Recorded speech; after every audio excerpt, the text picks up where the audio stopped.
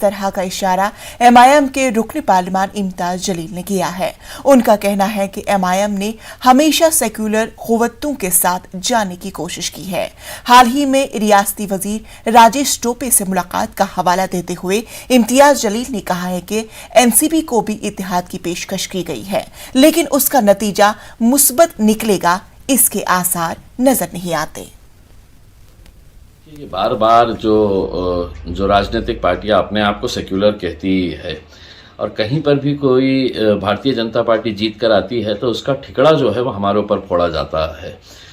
तो राष्ट्रवादी कांग्रेस के एक मंत्री को मैंने ये प्रस्ताव दिया कि ये बार बार जो हमारे ऊपर रोया जाता है कि एमआईएम की वजह से बीजेपी जीत के आई, एमआईएम बी टीम है, तो मैंने उनको प्रस्ताव दिया कि मैं बोला चलिए हम आपके साथ आ जाते हैं, तो एक मर्तबा के लिए ख़त्म ही हो जाएगा मामला।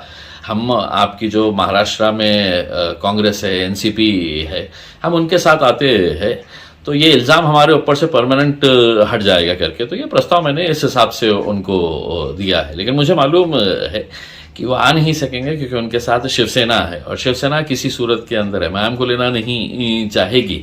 तो अगले बार ये बोलना इनका पूरी तरह से बंद हो जाएगा कि एमआईएम की वजह से, क्योंकि हम तो प्रस्ताव दिए हैं उनको, देखते हैं अब उनकी तरफ से क्या प्रस्ताव आता है, वो एक्सेप्ट करते हैं या नहीं करते हैं। एनसीपी लीडर जयंत पाटिल का कहना है कि एमआईएम बीजेपी के खिलाफ सिर्फ बयानबाजी करती है, इससे काम नहीं चलने वाला। एमआईएम को अपनी छवि बदलनी होगी। उत्तर प्रदेश इंतखाबात के नताइज सामने हैं, वहां एमआईएम से बीजेपी को फायदा हुआ। कोई ऑफर अभी तक पहुंची नहीं है और ऐसी ऑफर आने का सवाल नहीं उठता जो एमआईएम के वजह से उत्तर प्रदेश जैसे बड़े राज्य में सपा का पराभव होने के लिए, जहां 200, 300, 400 वोट से समाजवादी पार्टी के उम्मीदवार अपयशी हो गए, पराभूत हुए, वहां एमआईएम के उम्मीदवारों को 2000, 4000, 5000 वोट मिले।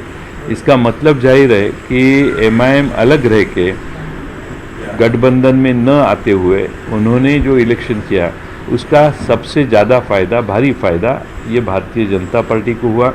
इसलिए अभी एमआईएम ये बीजेपी की बी टीम है, ये अभी पूरे भारतवर्ष को समझ में आया है। मुझे लगता है कि इस इमेज से उनको बाहर आने का है तो उनको कुछ कृति करके दिखाना चाहिए, कुछ एक्शन उन्होंने दिखानी चाहिए। अगर वो कुछ एक्शन बताते हैं तो मुझे लगता है आस्ते आस्ते लोग उनके ऊपर विश्वास रखेंगे। हमारे साथ हमारे नुमाइंदे वसीम अंसारी हमारे साथ जुड़ चुके हैं। वसीम अंसारी, एमआईएम के बयान पर अब जयंत पाटिल का रद्द-ए-अमल। देखिए, जिस तरह से सुबह से लगातार जिस तरह से बयान आता है एमआईएम के सांसद का और जो कहने की कोशिश कर रहे हैं कि एमआईएम चाहती है कि सेक्युलर पार्टियों के साथ एक साथ रहें और उसके बाद बीजेपी को हराएं, लेकिन जिस तरह से उनकी छवि बनी हुई है, खास करके जो बीजेपी से हटकर कांग्रेस, एनसीपी और शिवसेना के सामने, इस छवि को अभी खत्म करना काफी मुश्किल नजर आ रहा है। क्योंकि हालिया में जो नजर आए हैं, जो रिजल्ट नाम सामने नजर आया हुआ है, उसमें साफ तौर पे दिखाई देता है कि यूपी में किस तरह से समाजवादी पार्टी का नुकसान हुआ है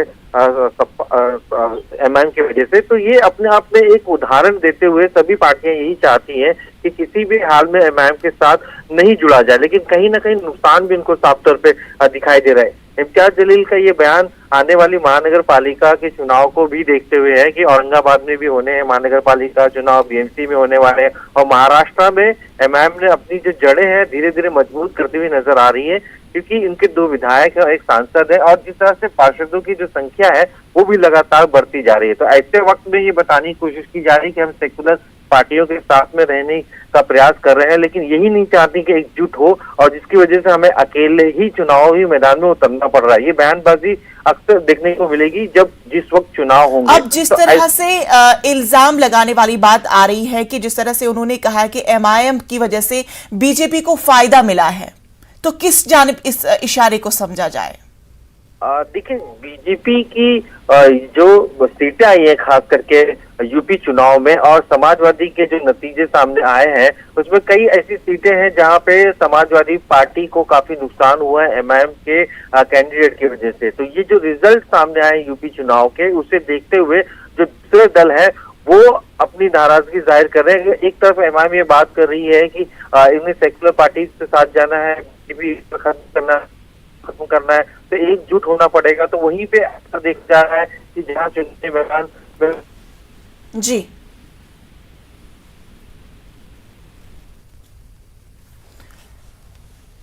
वसीम अंसारी, हमसे बात करने के लिए बेहद शुक्रिया। रूस यूक्रेन की मज़ाहमत से हैरान है।